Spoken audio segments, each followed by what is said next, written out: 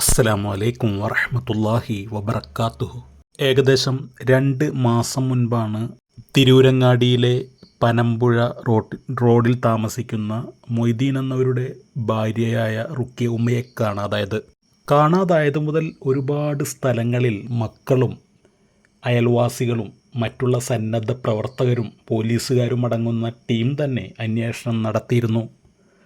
പക്ഷേ ഒരു തുമ്പും കിട്ടിയില്ല. എവിടെ പോയി എന്നുള്ള ഒരു ഐഡിയയും കിട്ടിയിട്ടുണ്ടായിരുന്നില്ല. സത്യത്തിൽ ആ ഒരു വാർത്ത നമ്മളെല്ലാവരും തന്നെ മറന്നിരിക്കുകയായിരുന്നു. അതിനിടയിലാണ് ഞാനിന്ന് റുക്കിയ ഉമ്മയുടെ മകനായ യാസറിനെ വിളിച്ചത്. യാസറിൽ നിന്നും കുറച്ച് കാര്യങ്ങൾ കേൾക്കാൻ സാധിച്ചു. അത് എന്തൊക്കെയാണ് എന്ന് നമുക്ക് യാസറിൻ്റെ ആ വോയിസിലൂടെ നമുക്ക് കേൾക്കാം. കേരളത്തിലെ പല ജില്ലകളിലും അതുപോലെ തമിഴ്നാട്ടിലെ ഏറുവാടിയിലുമൊക്കെ റുക്കിയ ഉമ്മാക്ക് വേണ്ടി മക്കൾ ഒരുപാട് തിരച്ചിൽ നടത്തിയിട്ടുണ്ടായിരുന്നു. പക്ഷേ അന്നൊന്നും തന്നെ റുക്കിയ ഉമ്മയെ കണ്ടെത്താൻ സാധിച്ചിരുന്നില്ല.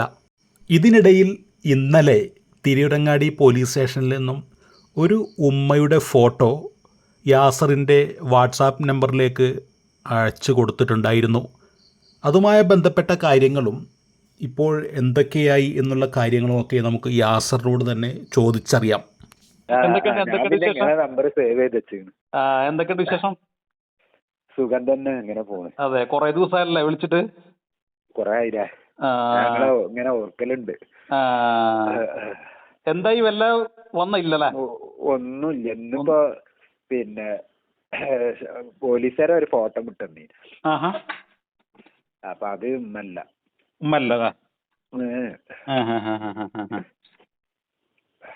എന്നോട് പറഞ്ഞിങ്ങനെ പ്രായമായ സ്ത്രീയാണ്.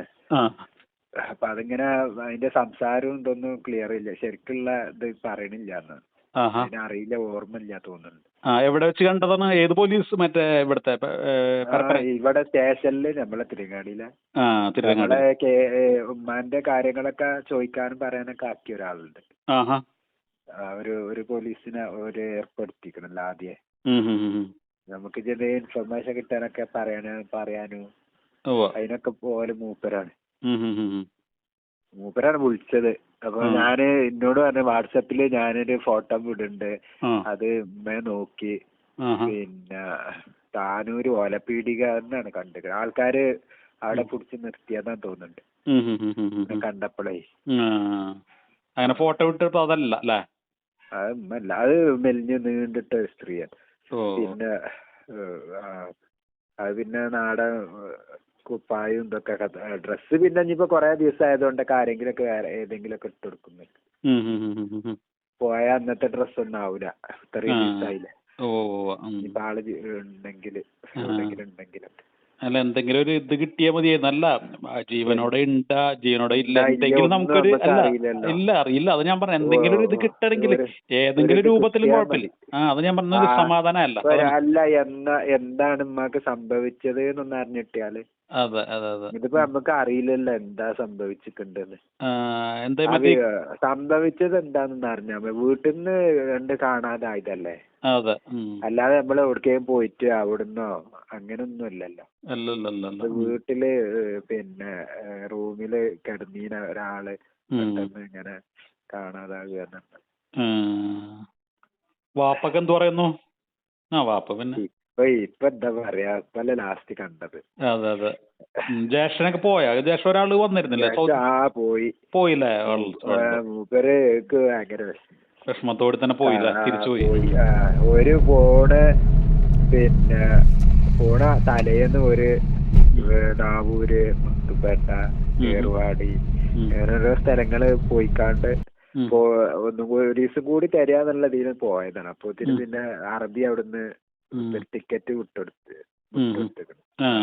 കേറണം എന്നാണ്ട്.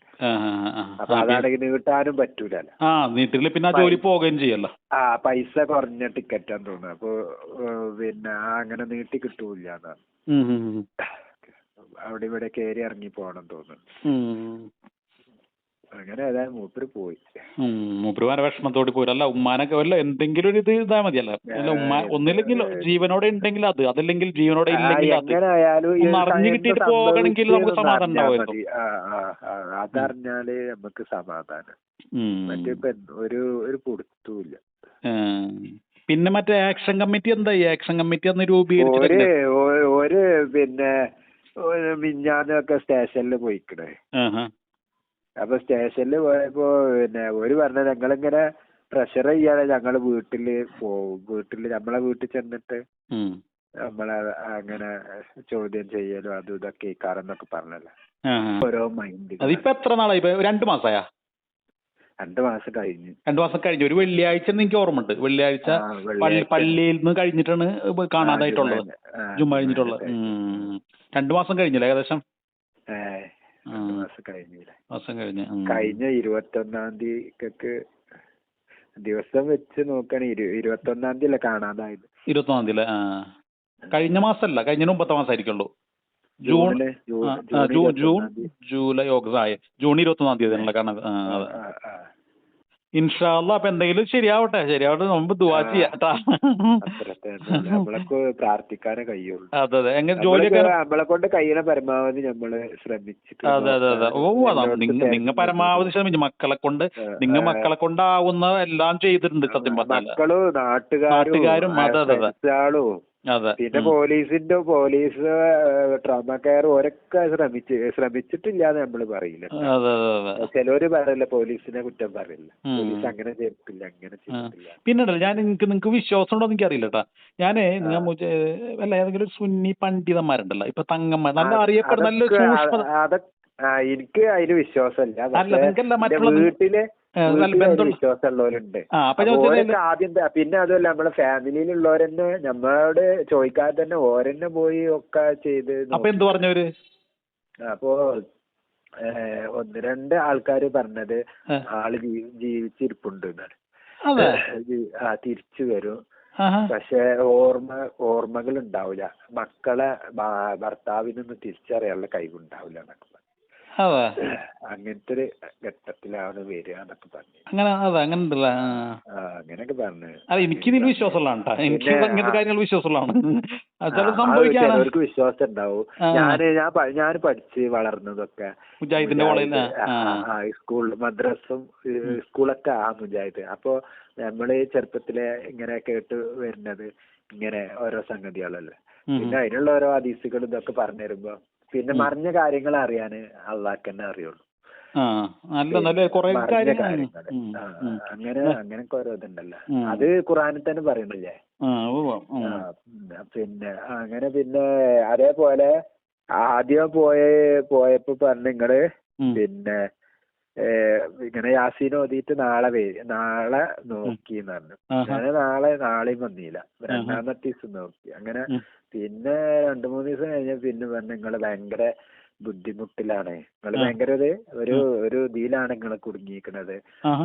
അപ്പൊ നിങ്ങള് പിന്നെ ഇത് കാണുന്നില്ലല്ലോ അവർക്ക്, അവിടെ അവര് മറിഞ്ഞു നിക്കാണ്.